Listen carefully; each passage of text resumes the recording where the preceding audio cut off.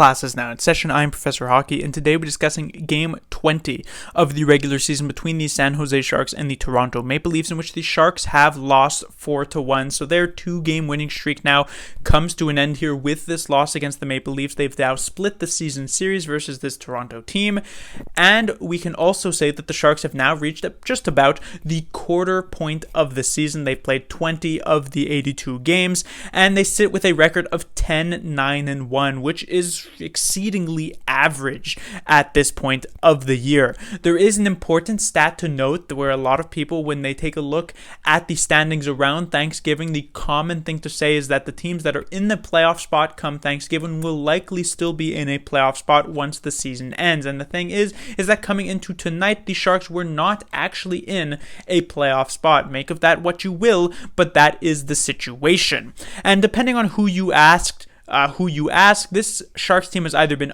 overperforming or underperforming, but the fact is that they've been rather average thus far this year.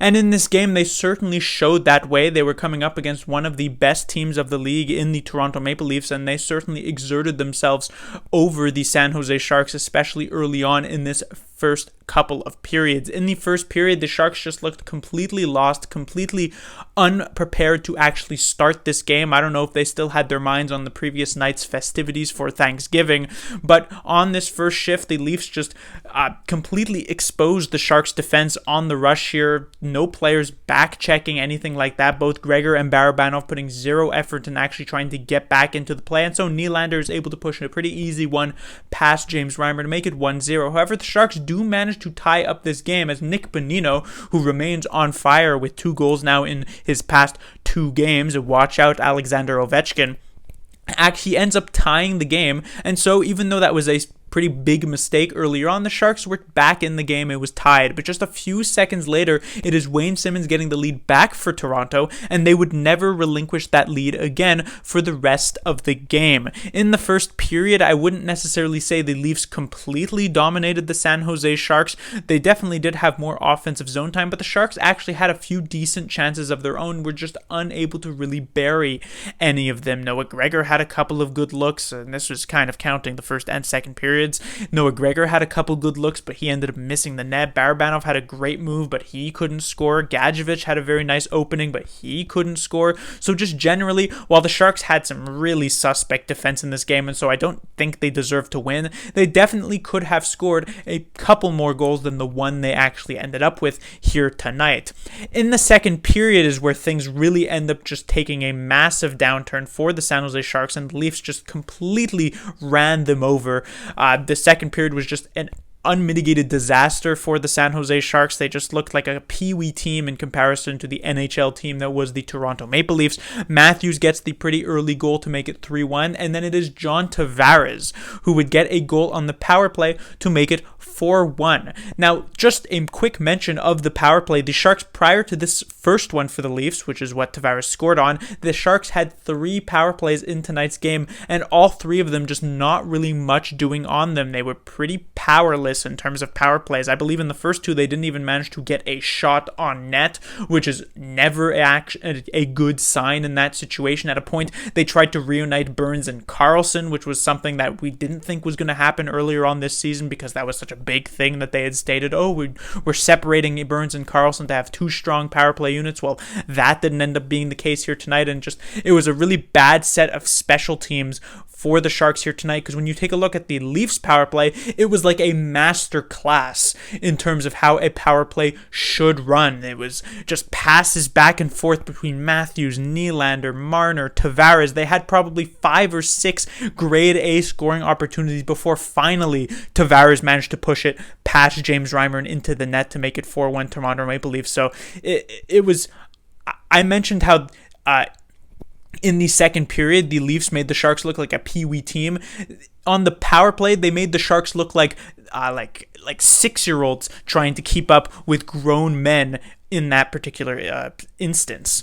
But as we moved on into the third period, the Sharks did kind of bring it back a bit. I don't know how much of this was the Sharks actually waking up and playing well compared to the Leafs kind of falling asleep at the wheel in this situation where they're on the road, they're up 3 goals, and things are going quite well for them, so maybe they're just not really pushing as much. But the Sharks did get some nice chances in the third period, probably could have gotten a goal if not for some really strong goaltending from the Leafs backup goaltender here tonight, who played like a wall. Pun absolutely intended in that situation. But in the end, the Sharks definitely didn't deserve to win this game with some of the spotty defense they showed, and so they lose 4-1. Moving on into the lineup, we have the first line here, Meier, Couture, and Balcers, which had been an extremely powerful and strong first line for the Sharks over these past couple of games. Meier in particular had really stood out, but here tonight kind of took a back seat in this game. Meier not nearly as apparent as he was in the previous couple of games. Same goes with Couture, same goes with Balcers.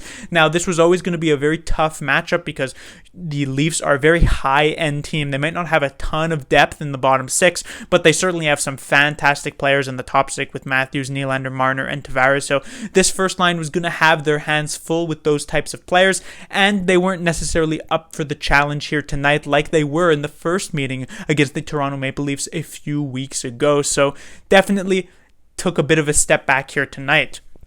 On the second line, however, they actually took a bit of a step forward. Gregor, maybe not looking as good as he did against Carolina a couple of days ago, but definitely looked much better than he did against the Ottawa Senators. Used some very nice speed to set himself up for a couple of great chances.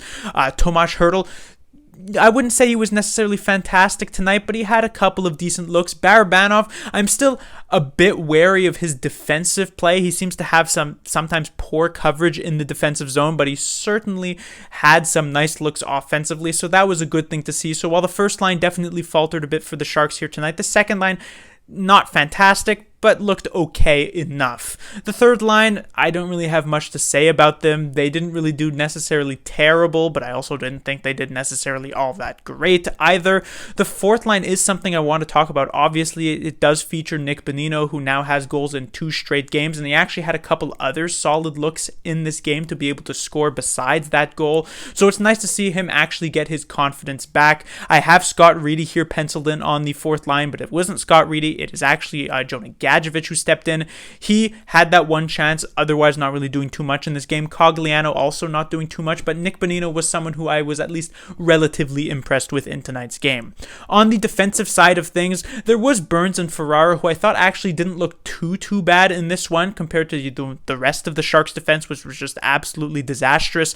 But when it comes to Karlsson and Middleton, especially early on in this game, these two defensemen looked very lost. Karlsson, I thought, made some really suspect defensive plays, was overskating the puck a lot. He does have a tendency throughout this season to be overskating pucks, but here tonight I thought it happened multiple times. And then Karlsson and Middleton honestly didn't even look that bad when you compare them to the last pairing for the Sharks, Šimek and Vlasic, which were just absolutely exposed here tonight, which was kind of disappointing to see. They had a pretty solid performance in the previous game against the Ottawa Senators, but here tonight it was just not a good look. So it honestly wouldn't surprise me, like we saw a few games ago when Hatakka steps in for Radim Šimek, it wouldn't necessarily surprise me if we see Hatakka or someone else step in for one of Šimek or Vlasic for this upcoming game, because it really was not a good performance and not a good look from this third defensive pairing. On the goaltending side of things, Reimer would end up starting the game here tonight, his 3rd straight start. This is the first time a Sharks goaltender this season has actually managed to start 3 games in a row. The Sharks had come into this year trying to do a 1A, 1B situation, but it was very clear, through the first few games that Reimer was doing much better than Adin Hill, and so it seems as though Reimer has been kind of pulling the net away from Adin Hill, but here tonight, through no fault of his own, he ends up getting pulled. Adin Hill steps in. I wouldn't necessarily put too much stock in what Adin Hill did here tonight. Obviously, he does not let in any goals in his relief performance, but like I said, the Leafs kind of fell asleep a bit in that third period, so they weren't necessarily pushing nearly as hard as they were earlier on in this game. And when I take a look at the goals Reimer actually did let in, I wouldn't necessarily blame him for most of them. The first, second, and fourth goals, I don't really think he had much of a chance on at all. The third goal would be the only one I would really point out. This was a shot from the point that I think Reimer could have done a bit of a better job at corralling the rebound, which would have not allowed Auston Matthews to pick up that rebound and push it into the empty net. But otherwise, I don't think Reimer was bad. I don't think this is necessarily a reason to try and give Adin Hill more and more starts. I would be rather surprised if Reimer doesn't actually get the following start on Sunday in Chicago, so we'll see what happens. But that will do it for this review. The Sharks will be back in action, as I said, on Sunday. They'll be playing off against the Chicago Blackhawks for the first time this season.